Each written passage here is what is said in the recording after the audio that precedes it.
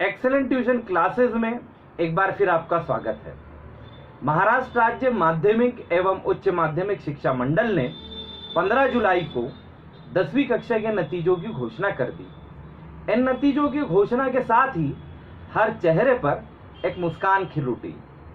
जहां शिक्षा विभाग ने अपनी पीठ थपथपाई कि ओवरऑल रिजल्ट 99% से भी अधिक रहा, वही हर विद्यार्थी खुशियां मनाता हुआ नजर आया कि उसका रिजल्ट जो है बहुत बेहतरीन रहा।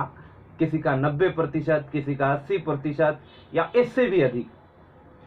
लेकिन इन खुशियों के बीच क्या एक प्रश्न ये नहीं उठता कि हमें इन बगैर परीक्षा से घोषित किए गए नतीजों को किस नज़रिए से देखना चाहिए? किस नज़रिए से देखा जाए, इसका कतई मकसद ये नहीं है कि जो प्रोसेस, जिस पद्धति से बगैर एग्ज़ाम लिए 10th क्लास के ये रिज़ल्ट घोषित किए गए, उस पर प्रश्न चिन्ह खड़ा किया जाए। जी हाँ, आप जानते हैं कि 9th क्लास का 50%, जो रिटन एग्ज़ाम 10th क्लास में ऑफलाइन या ऑनलाइन पद्धति से लिए गए उसका 30%, इंटरनल, प्रैक्टिकल, असाइनमेंट इसका 20%। इस तरीके से 10th क्लास के इन रिजल्ट्स की घोषणा हुई है। रिजल्ट के बाद से लगातार पेरेंट्स, स्टूडेंट्स मिलने के लिए आ रहे हैं। इन बम्पर रिजल्ट्स के बाद अधिकांश पेरेंट्स या स्टूडेंट साइंस स्ट्रीम की तरफ जाना चाहते हैं, या तो आईआईटी या फिर नीट के एग्ज़ाम की तैयारी करना चाहते हैं। इन बड़े ख्वाबों से कोई बैर नहीं है, लेकिन चिंता का विषय ये है कि जिन रिजल्ट के आधार पर उनकी उम्मीदें इतने परवाज पर है, क्या इसका दोबारा आकलन नहीं होना चाहिए? इसके बारे में नहीं सोचा जाना चाहिए? मुझे लगता है कि किसी भी निर्णय को लेने से पहले हमें दो पहलुओं पर सोचने की ज़रूरत है। अगर हम importance of 10th class exam के 10वीं कक्षा की परीक्षा, नतीजे नहीं, परीक्षा के इम्पोर्टेंस पर ध्यान दें, तो देखिए, कोई भी स्टूडेंट KG1 से 10th स्टैंडर्ड तक 12 महत्वपूर्ण साल अपनी जिंदगी के एजुकेशन लाइफ को देता है। 12 एकेडमिक सेशन। तो 10th क्लास का एग्जाम असल में उस एक साल में उसने क्या पढ़ा इसका आकलन नहीं करता, वो 12 साल के एकेडमिक सेशन का आकलन करता है कि 8th क्लास में आप फर्स्ट आए, डजेंट मैटर, 9th में आप फेल हो गए, डजेंट मैटर, 10th क्लास में आपका क्या रिजल्ट है, इसका बहुत इंपॉर्टेंस है।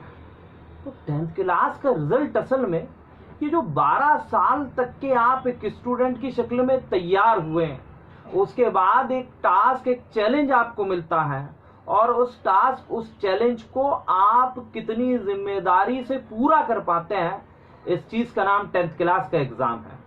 अब बात ये जो नतीजे घोषित किए गए इसकी, कि ये जो नतीजे घोषित किए गए, इस बात में कोई शक नहीं कि ये नतीजे हर स्टूडेंट की, उसकी स्कूल में जो एकेडमिक हैसियत थी उसको रिप्रेजेंट करते हैं, लेकिन स्कूल लेवल पर। जी हाँ, ये एक स्कूल लेवल का आपका आकलन है। और अगर आप चाहते हैं कि आप कितने पानी में हैं, या 10th क्लास जो कि असल में 10th क्लास का एग्ज़ाम जो कि आपके 12 एकेडमिक सेशन का आकलन करने वाला था, अगर आप चाहते हैं सही में आपका आकलन हो, तो हम हर स्टूडेंट को सजेशन दे रहे हैं कि 11th क्लास के entrance exam CET common entrance test को हर स्टूडेंट को देना चाहिए। ये कौन से कॉलेज में एडमिशन होगा, इससे ज़्यादा मैं समझता हूँ इस चीज़ के लिए ज़रूरी है कि एक 12 एकेडमिक सेशन के बाद एक जो एग्ज़ाम की शक्ल में आपका टास्क था, आपका चैलेंज था, आप उसमें कितना बेहतर कर पाए, इस चीज़ का आकलन आपको हो जाएगा। और अगर बात 11th कॉलेज में एडमिशन की जाए, तो ये बात किसी से छुपी नहीं है कि अगर शहर के 10, 12, 15 कॉलेजेस को छोड़ दिया जाए, तो बाकी के कॉलेजेस तो एडमिशन के लिए दौड़ भाग करते हैं।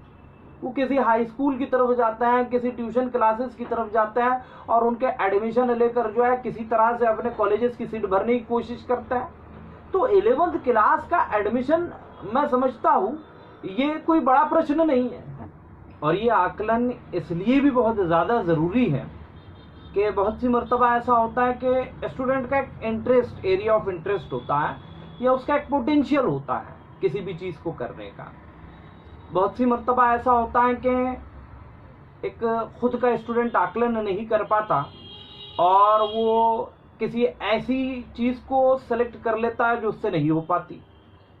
इसका नतीजा ये होता है कि नहीं कर पाने की सूरत में वो ड्रॉप आउट बन जाता है। जी हाँ, अगर उसने नीट लिया, 1.5 लाख 2 लाख रुपए उसने फीस भर दिया, जब उससे नहीं हो पाता है तो फिर वो एजुकेशन से भागना शुरू कर देता है, डिस्ट्रैक्ट होने लगता है, उसका इंटरेस्ट जो है एजुकेशन से ख़त्म होता चला जाता है। तो असल में ये एक बहुत बड़ा गंभीर मामला बन सकता है इस एकेडमिक सेशन के बच्चों के लिए। तो इसलिए इस पर गंभीरता से सोचने की ज़रूरत है। अगर आपकी जानकारी में नहीं है तो मैं आपको बता दूं कि जो 11th क्लास में एडमिशन के लिए CET exam common entrance test रखा गया है, यह ऑप्शनल है। जी हाँ, ऐच्छिक है।